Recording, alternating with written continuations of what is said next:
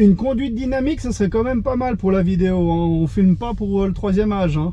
Que ce soit à l'arrière, au milieu où j'ai mes fesses, ou bien sur les lombaires, sur les latéraux là.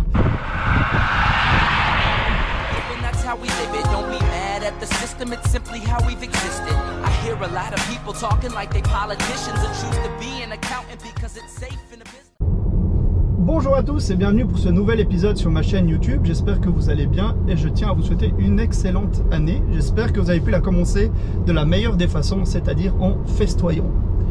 Aujourd'hui, j'ai entre les mains une Tesla Model 3, annoncée 82 kWh, autonomie 630 km. Avec, il faut le savoir, c'est un 4x4. Je ne vais pas partir sur un essai où je vais tout vous expliquer, parce que je trouve qu'il y a énormément de choses à dire sur ce véhicule. Je vais partir sur un essai assez simple. Tout d'abord, je vais vous montrer le design extérieur et pour ça, je vous envoie tout de suite là-dessus.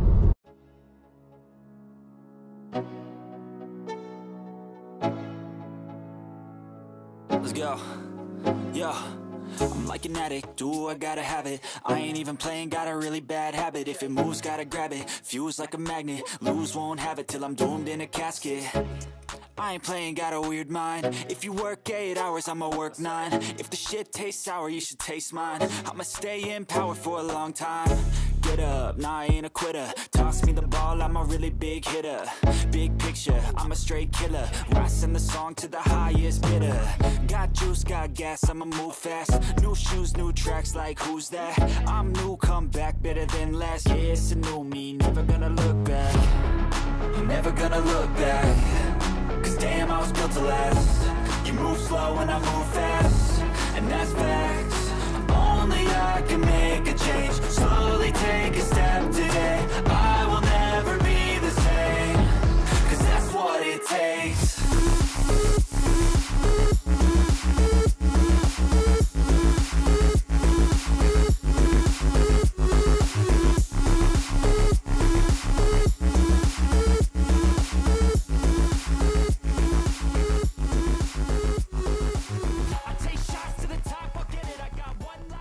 Donc là vous avez vu l'extérieur, donc au niveau de l'extérieur on a un design très épuré, très joli, très simple, qu'on peut justement venir peaufiner avec des petits détails, des petits logos qui changent de couleur, 2-3 petites choses comme ça, mais globalement c'est un joli véhicule.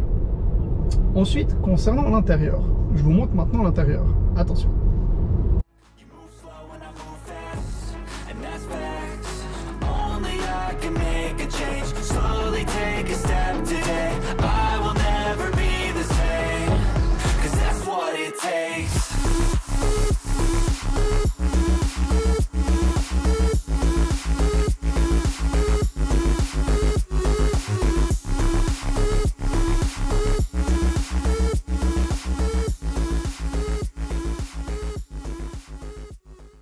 L'intérieur, vous avez pu constater, donc on n'a pas énormément de choses. Là en l'occurrence j'ai un intérieur blanc qui est très joli.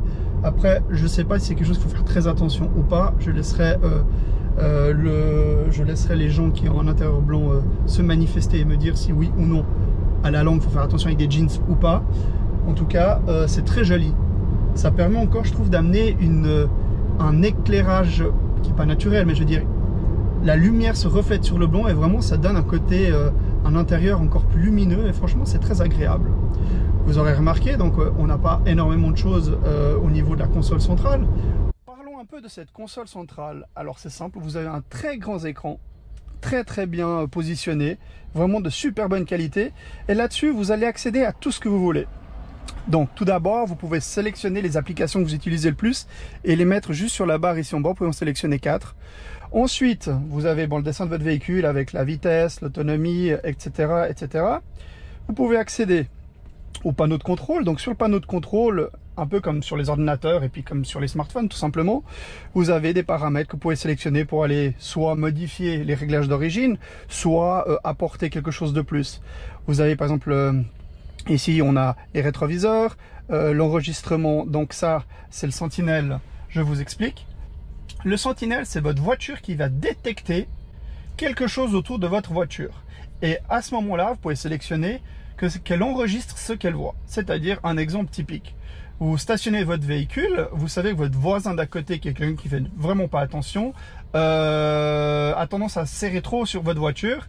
Et du coup, ben lui, s'il ouvre sa voiture de trop près, s'il tape sa portière et tout, et en fait, ça va enregistrer. Et du coup, vous pourrez aller sonner et lui dire, écoute-moi, mon coco, tu as tapé ma portière, donc comment on fait, entre guillemets. Mais voilà, s'il y a des gens qui ont essayé de voir ce qui se passe à l'intérieur, s'il y a des objets à voler, etc., etc. Vous pouvez contrôler les rétroviseurs, la direction, le repli des rétroviseurs, les verrouillages, etc., etc. Ouvrir la boîte à gants. Oui, la boîte à gants s'ouvre ici ou sur commande vocale. Vous avez le système de recharge de la batterie, donc l'autonomie. Le pilote, donc c'est ce que vous voulez voir, si vous voulez mettre des limites de vitesse ou pas sur votre véhicule. Le verrouillage, bon, facile. Les éclairages, vous pouvez régler. Là, c'est toutes les données sur votre véhicule, les consommations, les durées, etc. La navigation, pareil. En fait, il y a plein de choses. Vous avez aussi toute une partie qui est loisir, je dirais, ou je sais pas comment appeler ça, mais par exemple, vous êtes en train de charger votre véhicule, vous pouvez regarder une série Netflix, faire des jeux, voilà, il y a plein de choses à faire avec ce véhicule. Et voilà. Et donc, on n'a pas énormément de choses au niveau de la console centrale. On a ce fameux écran qui est magnifique, qui lui est très facile à utiliser et en même temps, il a tellement de possibilités qu'on a un peu l'impression de se dire ouais, mais il n'y a pas trop. Mais finalement, il y a énormément, mais très facile. Vous pouvez donc choisir pas mal de choses sur cet écran. Je vous ai montré des images. Au niveau du volant, on a 2 boutons. Ça paraît un peu simpliste et pourtant ça marche. Après, pareil, on aime, on n'aime pas, c'est encore autre chose. Sur les portières, on a effectivement de mon côté 5 boutons, donc 4 lève-vitres et un bouton qui est un bouton poussoir pour déverrouiller la porte pour pouvoir l'ouvrir. Faites appuyer dessus et puis pousser avec le bras et ça s'ouvre. Donc vous n'aurez pas une petite poignée sur laquelle tirer. Donc c'est différent, mais c'est très joli et franchement je trouve ça assez sympa. Au niveau du coffre, on a un coffre qui donne l'impression à premier abord d'être pas très grand, mais finalement il est très grand. Il a une profondeur qui est assez impressionnante. Donc vraiment le coffre positif. Au niveau de la console centrale, donc vous avez 2 chargeurs iPhone à induction qui sont positionnés juste en dessous de l'écran, que je trouve très joli, très simple. Ensuite on a une petite boîte à gants centrale qui elle est sur deux niveaux, qui permet de ranger énormément de choses, hein. On a 2 porte-gobelets. Et ensuite, on a l'accoudoir qui, lui, par contre, est fixe, peut s'ouvrir. Donc, il y a un rangement, mais qui n'est pas réglable, que ce soit en hauteur ou en avant ou en arrière. À l'arrière, pas grand-chose non plus à dire. On retrouve au niveau de l'aération centrale 2 prises USB-C. Donc, c'est la nouvelle technologie. Donc, vous pouvez oublier vos câbles pour charger vos Natel USB. Maintenant, c'est du USB-C. On a un toit panoramique qui est extraordinaire, donc qui est complet, hein, du début jusqu'à la fin. Donc on a vraiment une luminosité dans l'habitacle qui est incroyable. Sur ce point-là, on ne peut rien dire sur ce véhicule. La prise en main pour la conduite en ville, dans des petits chemins, dans des trucs comme ça, elle est top aussi. Je pense que c'est un véhicule qui correspond très bien à n'importe quelle tranche d'âge, pardon.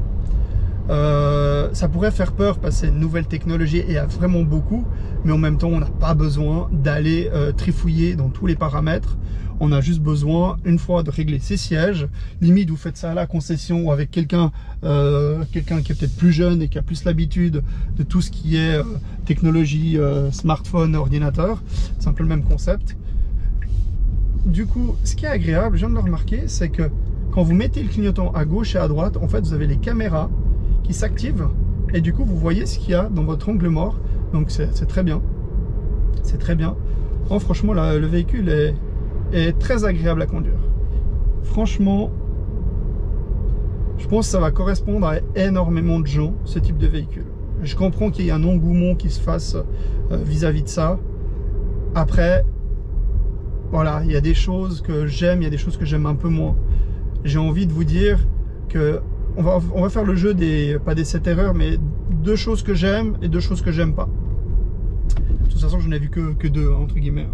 Mais voilà.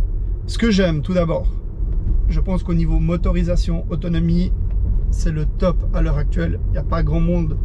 Bon, en fait, il n'y a personne qui fait mieux. Il y a des gens qui s'y rapprochent, il y a d'autres constructeurs qui s'y rapprochent.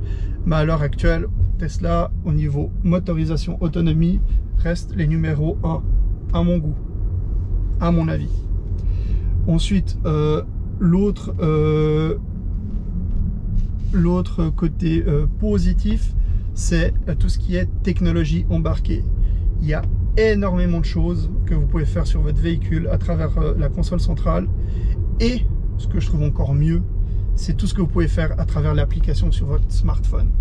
Un exemple typique, votre voiture est dehors, il a gelé pendant l'hiver, tac, vous savez que dans 1 heure, vous partez, vous mettez mode dégivrage, et puis elle va déjà se chauffer, elle va dégivrer les vitres, voilà.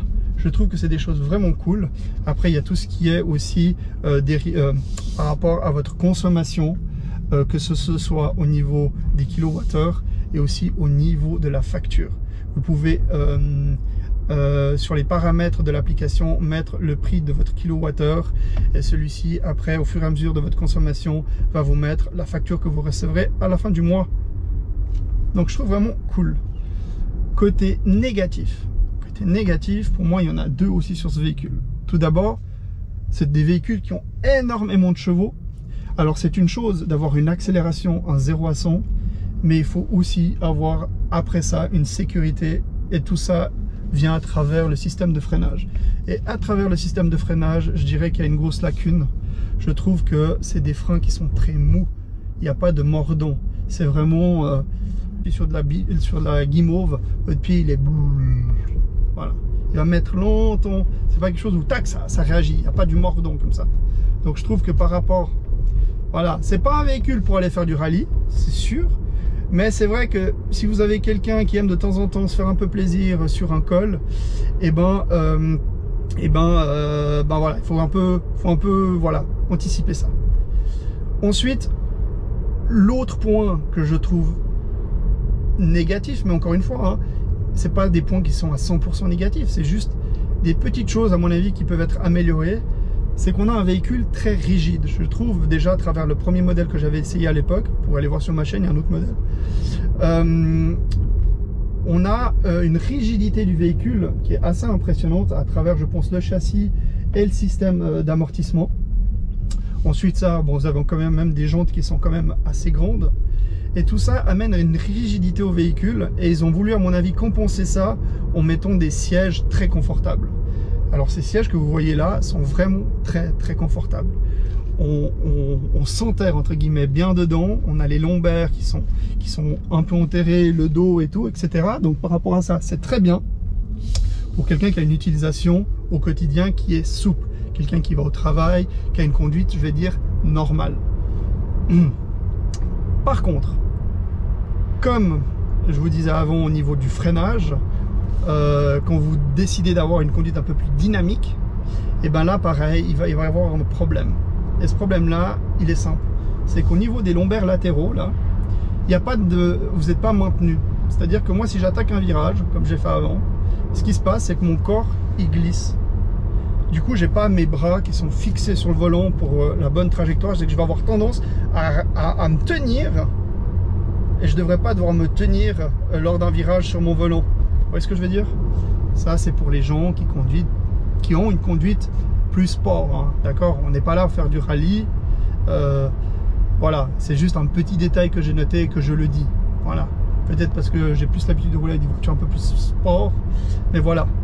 L'idée de quand tu testes un véhicule, en tout cas pour moi, c'est pas juste là, juste être là à 80 et puis dire c'est bien, c'est pas bien. Non, c'est en ville, sur l'autoroute et dans des petites routes, et puis ensuite tester un petit tronçon où il y a des virages rapides, et j'ai constaté ça. Sinon, toutes les autres routes, ça se passe très bien, ça se manie, mais facile.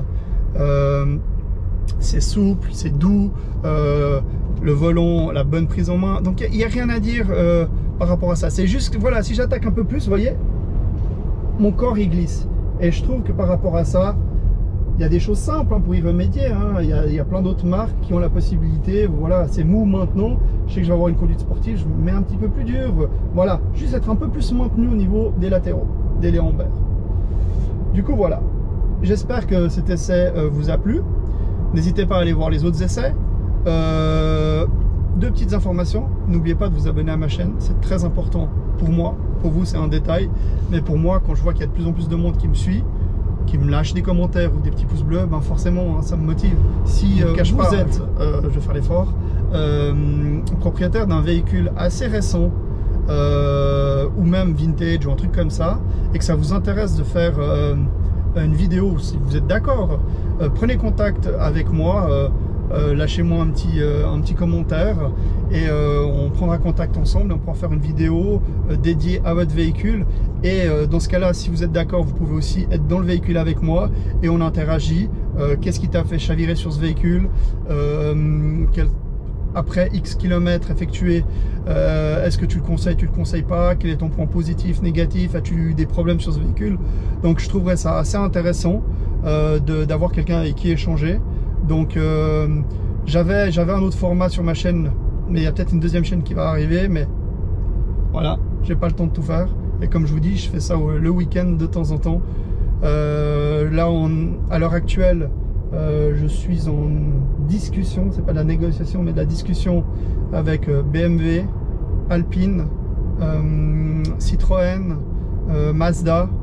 Je vais voir si j'arrive à rentrer là-dedans justement pour avoir des modèles d'autres marques. The system, it's simply how we've existed. I hear a lot of people talking like they politicians and choose to be an accountant because it's safe in the business.